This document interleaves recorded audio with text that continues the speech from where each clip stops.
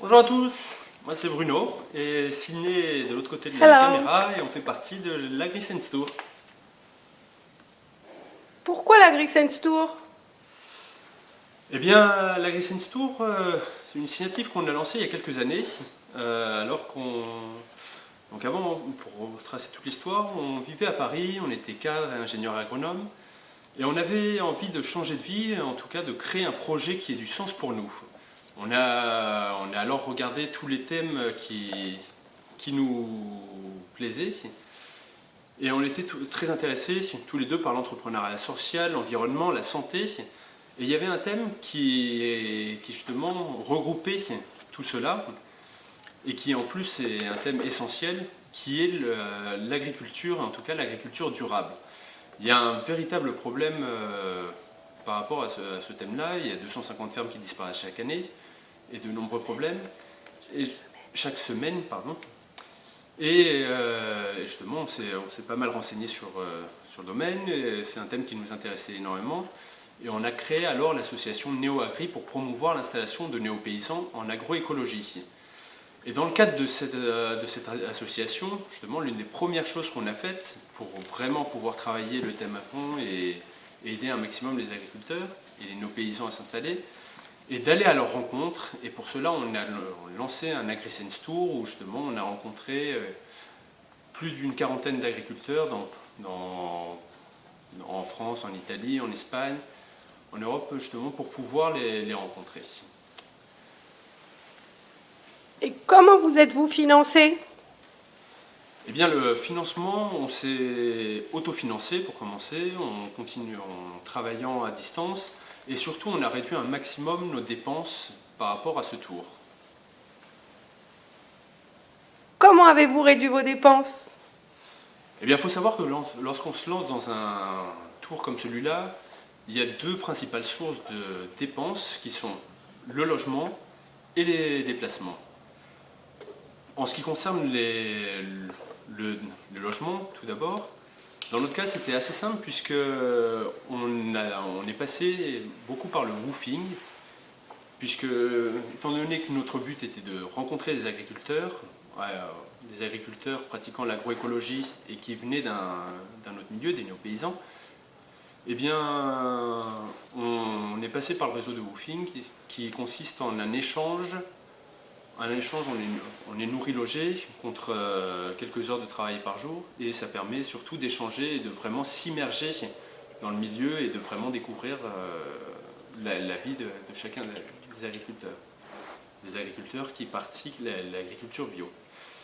Et donc le deuxième poste de dépense, qui est les déplacements. Donc pour celui-là, on a surtout privilégié des déplacements à faible impact carbone, ou en tout cas à faible impact, et donc on s'est déplacé beaucoup en covoiturage, en utilisant les transports en public, en transport en commun, etc. Et l'autre principale réduction des dépenses a été de réduire le nombre de pays visités et la distance de ces pays.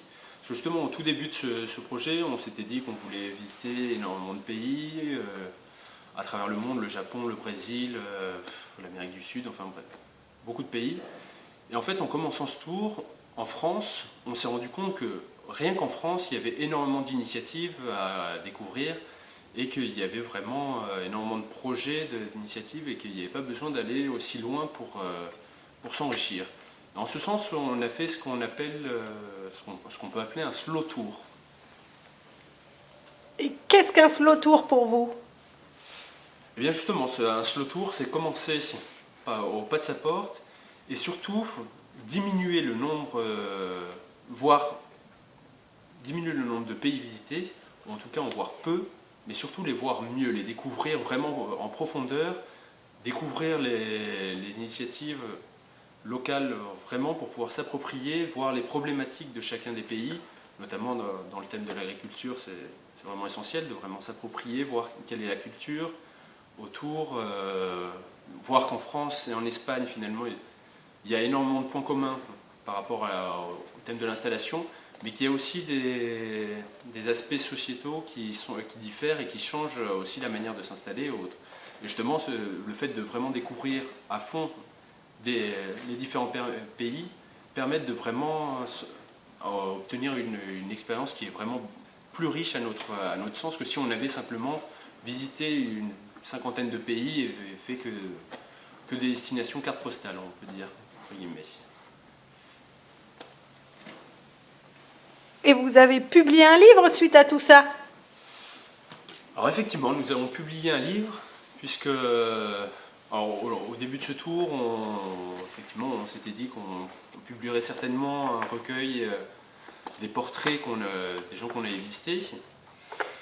Et finalement, avec le travail de l'association qu'on a réalisé sur le thème, et surtout sur le terrain, en voyant qu'il y avait un réel besoin, on s'est rendu compte que plus qu'un recueil de portraits, il y avait un vrai besoin d'un guide pratique qui permette d'accompagner étape par étape à l'installation des néo-paysans. Et justement, c'est le livre qui est ici. Alors ça, c'est le manuscrit qu'on a écrit, qui est donc le guide néo-paysan, le guide très pratique, toutes les installations de l'installation en agroécologie, toutes les étapes de l'installation en agroécologie. Donc c'est un livre qui justement reprend toutes les étapes point par point et qui permet d'accompagner réellement l'installation en agriculture. Alors pour pouvoir certains se demanderont comment on a fait pour le publier ou autre.